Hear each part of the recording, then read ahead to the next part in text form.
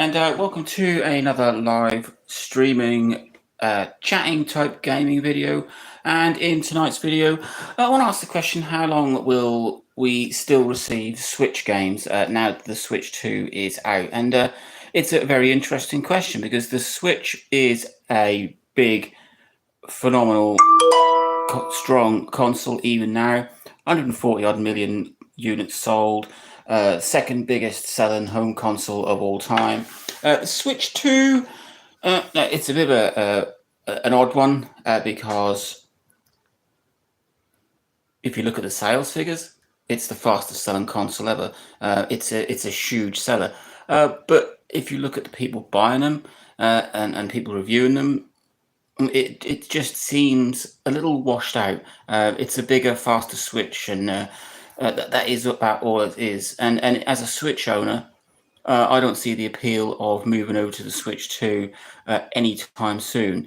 And with that in mind, how long will we see Switch games released? I mean, games for the original Switch. The bonus that the Switch 2 is backward compatible, so we can play Switch games, is a big thing. So game developers are still making games for the Switch, but you can play them on your Switch too, so it gives them a double audience. But there are still plenty of big name titles that are coming out for the Switch.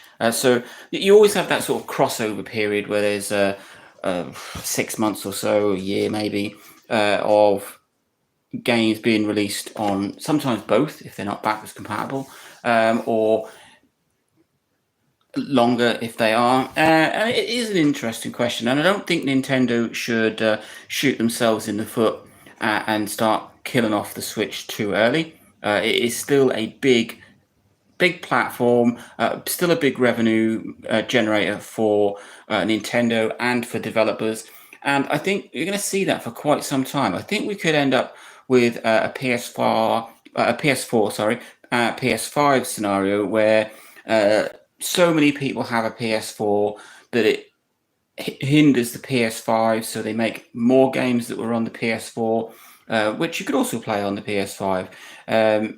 So the Switch and the Switch 2 are similar to how the PS4 and the PS5 went, and the PS4 was receiving games and still is 3-4 years into the PS5's life. There are now starting to filter games that will only run on the PS5. And we had Black Ops 6 on the PS4, but you're not going to get Black Ops 7. That's going to be for the newest generation. And I think with the Switch, because it's a slightly different sort of market and platform, the Switch is aimed more at families, children. They're going to try and hold on to that user base for those that aren't going to upgrade to a Switch 2 anytime soon. So I think we're going to see games for the Switch, at least maybe indie titles. I know there's games coming out, things like the new Terminator 2D, No Fate, I think it's called, will be released on the Switch in October, end of October. So there's still a lot of indie games that will be released on the Switch because there is a huge user base. I mean, you've got 140 million units of the Switch sold. That is a big install base to suddenly go, no, we don't want to use you anymore. It is the same issue that they had with the PS4.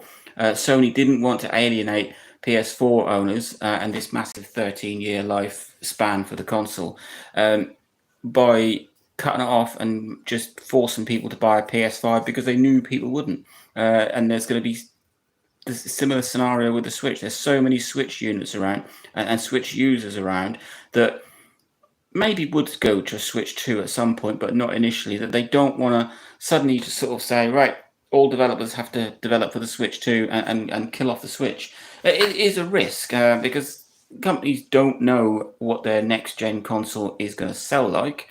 So at least for the first 6 months, Nintendo is still going to be focusing somewhat on the original Switch, trying to eke out those last sales.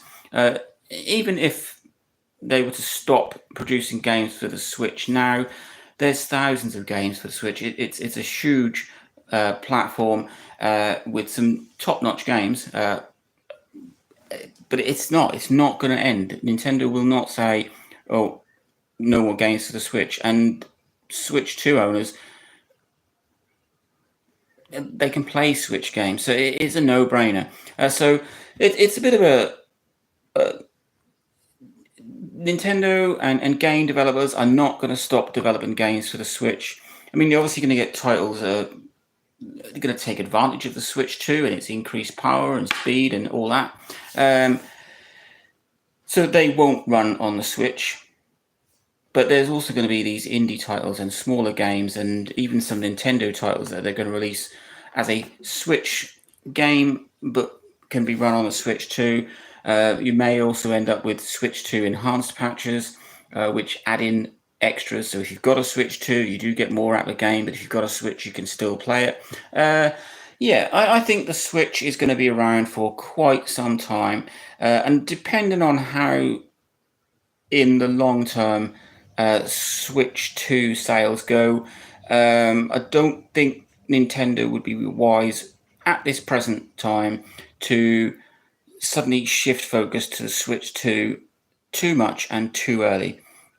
Because if the Switch 2 falls flat, which it doesn't look like it's going to be, then they're going to need something, because they don't have their portable and home market, home consoles market anymore. Everything is all their eggs in one basket kind of scenario.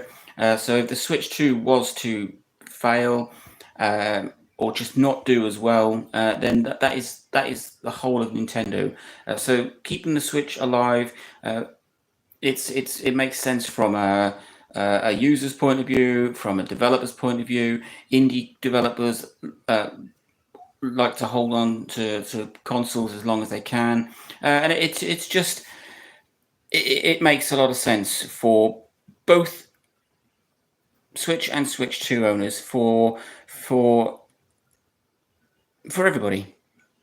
Obviously, Nintendo do need to steer and push towards the Switch 2 because it is their next console, but don't put all your eggs in one basket. See how it goes, and keep getting as much revenue as they can from Switch as it is. So yeah, I think the Switch is going to be around for quite some time. I think we're going to see quite a lot more games, and at least maybe 2 years worth of games, new games that will be released on the Switch. It will tail off at some point, but there's always, I mean, the Switch is still a hefty console, a decently powered console. So it's capable of playing a lot of games, and developers are going to want to get as much revenue as possible. So they won't just develop it for a Switch 2. They'll develop it for the Switch, which you can play on a Switch 2. It really is unless their game is too powerful for the Switch, then there is no reason why they wouldn't make it Switch and Switch 2. So yeah, let me know what you think. I think the Switch is going to receive games for at least another couple of years, alongside the Switch 2. And I think Nintendo could keep the Switch around as their budget console, maybe until the Switch Lite 2 comes out, if it comes out, or they may just use the Switch as their not top end console. Link, like, subscribe, enjoy.